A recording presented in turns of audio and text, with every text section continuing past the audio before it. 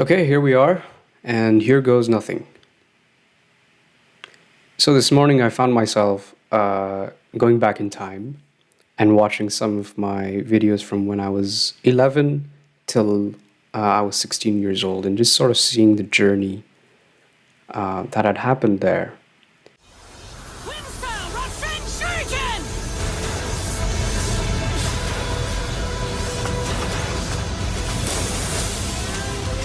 Here we go! Let's finish this! Right! Now, what's very interesting is that when I watch these videos, I actually feel a sense of liberation. I feel a sense of freedom. And I think that's a very interesting feeling to have looking back at those videos. You know, back then,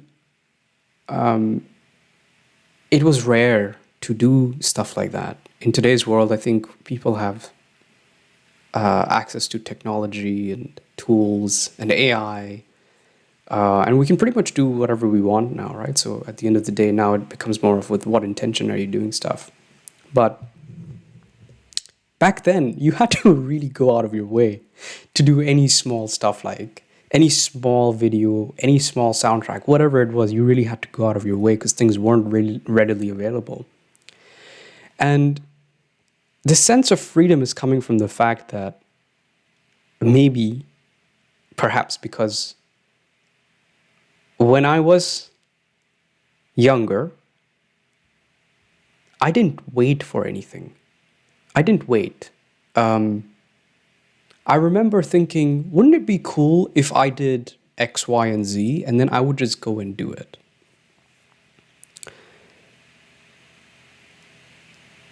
And I felt freedom in that.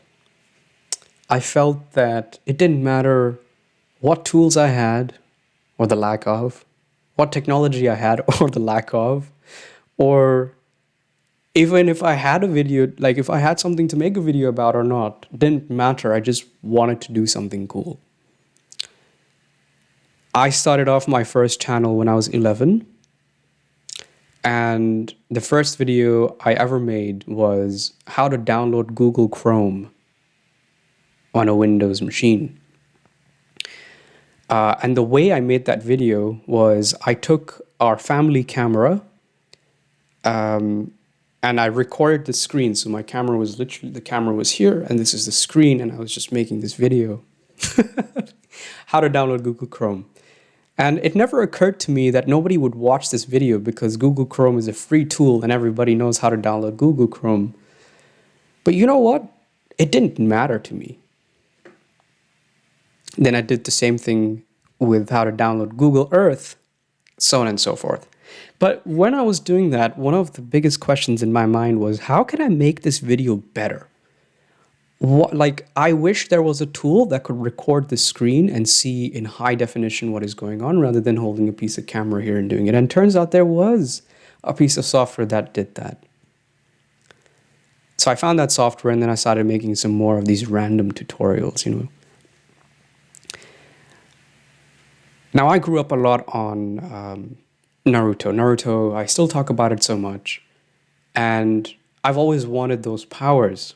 And I thought the closest thing in real life that I could get to having those powers is to appear as if I have those powers.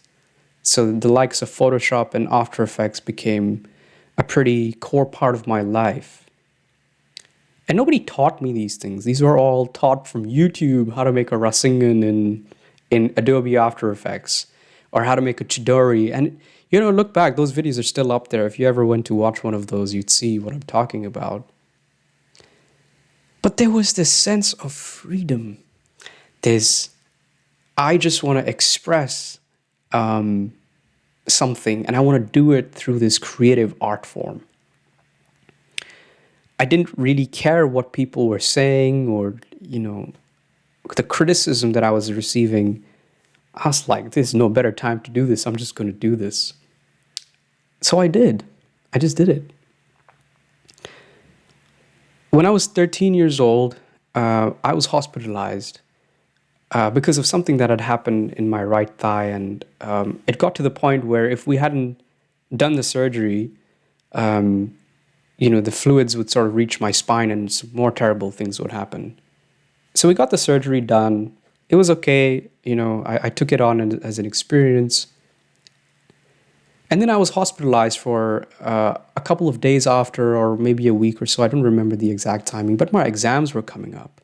And I was in 7th grade. So, this is, if you're in the UK, that's like year 8 equivalent. My exams were coming up, but I was in a hospital bed. And I remember asking my dad, "Hey, can you get your iPad, please?" And he got it for me because I had nothing else to do. And I kept thinking about this random Rubik's Cube that was just sitting at home unsolved for God knows how many years. And I said, you know what would be really cool is if we could learn how to solve that thing. So I went on to YouTube how to solve a Rubik's Cube.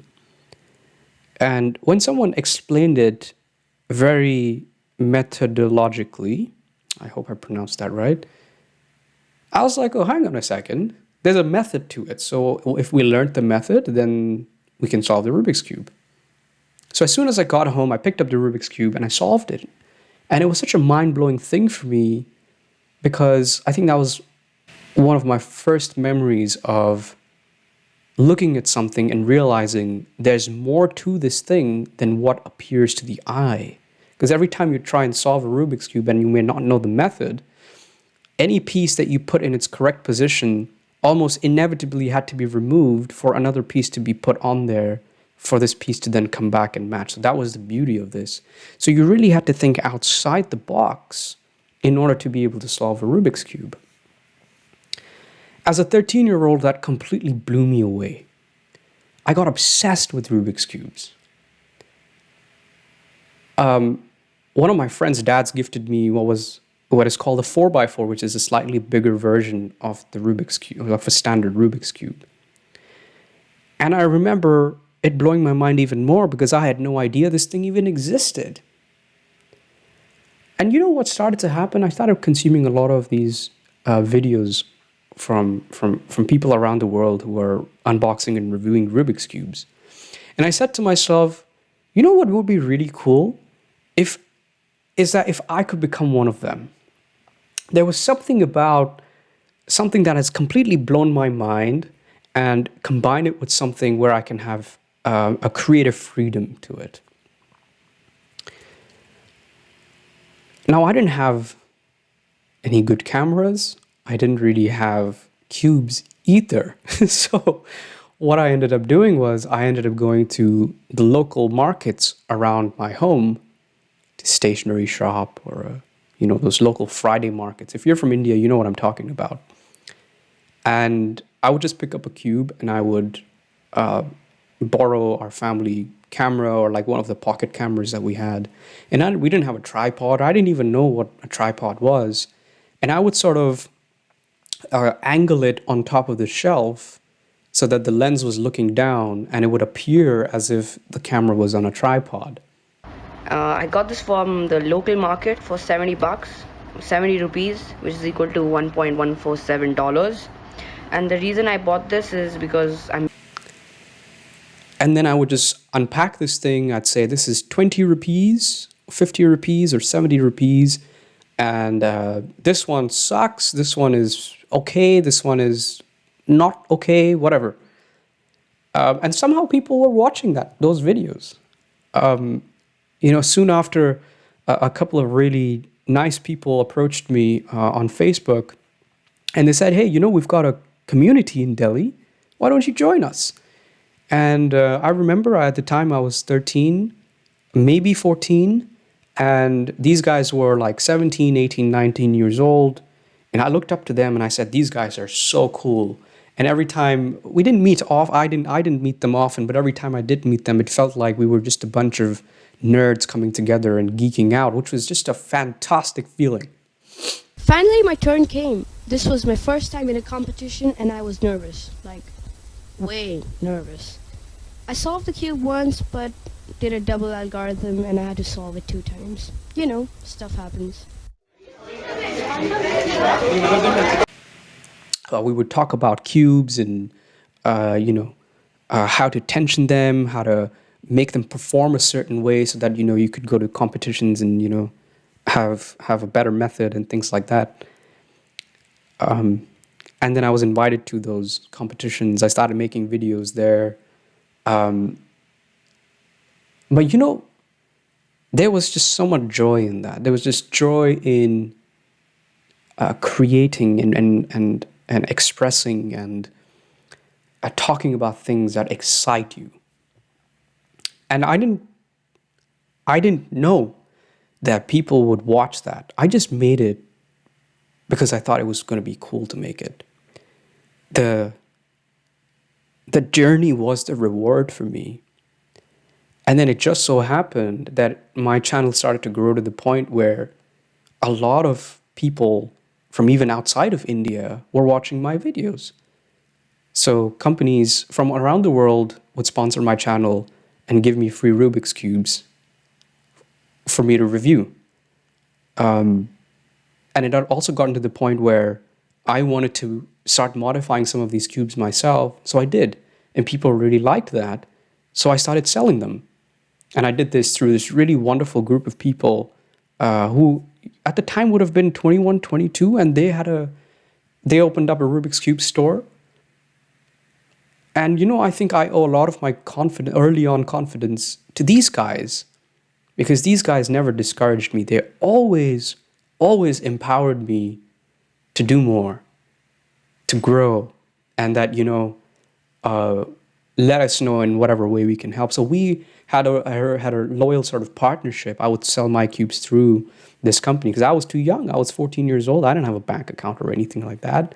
And for the large part of it, I hid all of this stuff from my family. I mean, looking back, they probably knew what I was up to, but yeah, and you know what? Majority of the people said I was wasting my time. Majority of the people said, why aren't you studying? And, why aren't you preparing for your exams and stuff like that? But man, I just knew deep down that this thing that I'm doing is the right thing to do. Yes, I need to study. Yes, I need to pass my exams and all of that good stuff, but that's not the end goal here. And I just knew it deep down. I just knew it. And despite how many ever people said what they said, I continued doing this.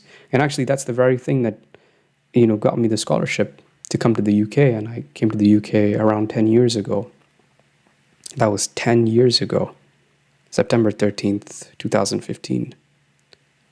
I got a scholarship to go to one of the best schools in the world. I was there for 2 years, and then I went to one of the best schools, one of the best universities in the world. And I'm not saying this to brag. I'm actually saying this because it feels like somewhere along the road, despite being in places like this, that joy or that creative expression, that fearlessness, that spark, that magic, the magic that you feel when you create something, or the magic you feel when you're able to express something beautifully, the magic you feel when you're able to touch someone's heart through what you've created. I feel like has over a period of time sort of just disappeared.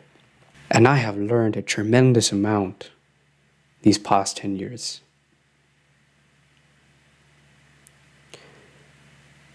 One of my biggest lessons in recent times has been to not settle. When life gets hard, all the voices in your head, all the critics, all the things that you heard since you were very young, they start to speak up more. And we can make the mistake of listening to them because it's practical or it's real. Something like that happened to me in 2020, which I will talk about maybe some other time. And at that moment, I was cold, I was alone, and it felt like every single critic that had ever said anything to me my entire life, all of them became true. And I felt like I started to look at my life very differently since then. And not in a nice way at all. Because I started to operate out of fear. And when one is operating out of fear, they're never able to bring their true selves out. And I feel like things got so habitual that now I'm fighting that to come out. Hence this process of recalibration. I feel like somewhere along the road, we're asked to be more practical, to be more realistic, to be more rational, and, all these wonderful things. And yes, in my experience, there's a time and place for it. But I feel like if that is all we're doing, then what are we really doing? Where's the magic of why we started doing things in the first place? It doesn't sit right with me that in order to pursue your dreams, you must give up on your dream.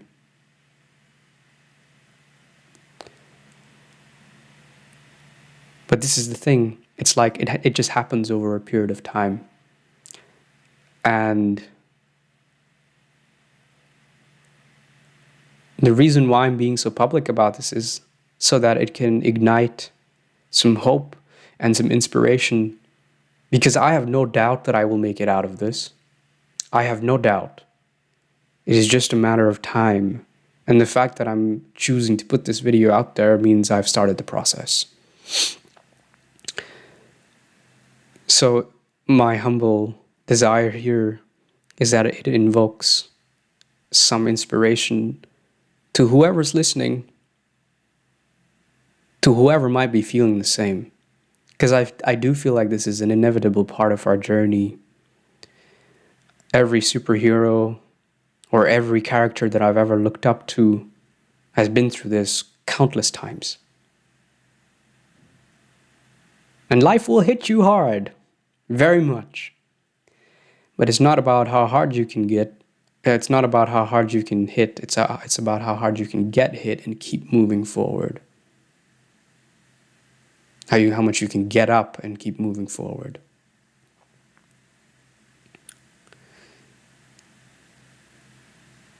So I have hope, and I hope that this video inspires and gives you some hope that in case you are 22 or you're 42, it doesn't matter.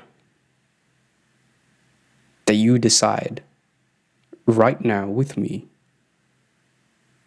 that you're going to find that magic which has somehow gotten buried. Let me leave you with something to reflect on. This is a quote that I personally really love. It is not in the nature of man, nor of any living entity, to start out by giving up, by spitting in one's own face and damning existence. That requires a process of corruption whose rapidity differs from man to man. Some give up at the first touch of pressure. Some sell out. Some run down by imperceptible degrees and lose their fire, never knowing when or how they lost it. Then all of these vanish in the vast swamp of their elders, who tell them persistently that maturity consists of abandoning one's mind, security of abandoning one's values, practicality of losing self-esteem. Yet a few hold on and move on, knowing that the fire is not to be betrayed, learning how to give it shape, purpose, and reality. But whatever their future, at the dawn of their lives, men seek a noble vision of man's nature and of life's potential. This is the introduction from The Fountainhead by Ayn Rand. Whatever opinion you may have of this individual, I feel that The Fountainhead and the Atlas Shrugged have become more and more relatable, of how you can see personalities starting out surrounded by people who also have magic, who also have the fire, But somehow, as time goes by, people lose their fire. But the protagonists never do.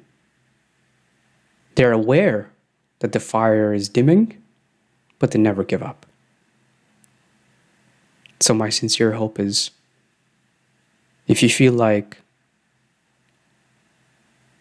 you've lost that magic, you haven't. It's still there. You've just got to bring it back out.